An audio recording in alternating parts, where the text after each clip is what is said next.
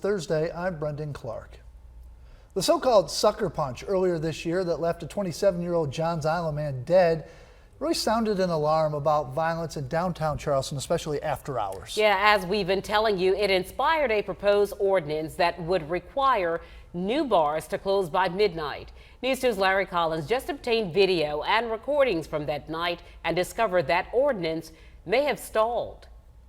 After the deadly fistfight led to the death of 27-year-old Clint Seymour, we learned the violent night was captured on tape. There's a video, and there's video evidence from the city's cameras and then some private business cameras that show people running back towards this fight. Today, News 2 obtained video. Guys, he's bleeding on the back of his skull.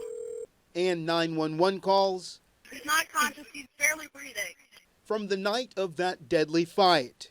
We're having a fist fight, and I also have a gentleman down with an injury to the back of his skull. While the actual so-called sucker punch is not seen in the video, the immediate reaction and aftermath is, as several people dart across Morris Street to the scene. He hit his head flat on the sidewalk.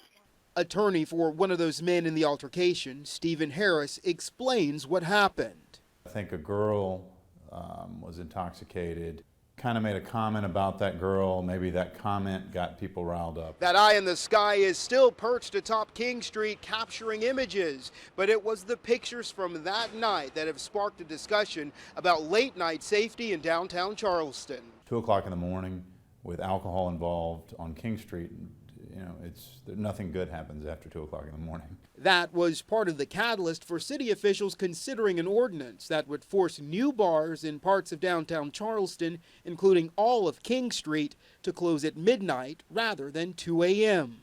We've learned now that that ordinance is currently in a holding pattern for the foreseeable future. What are your biggest concerns of the ordinance as stands? The ordinance was brought to us quickly.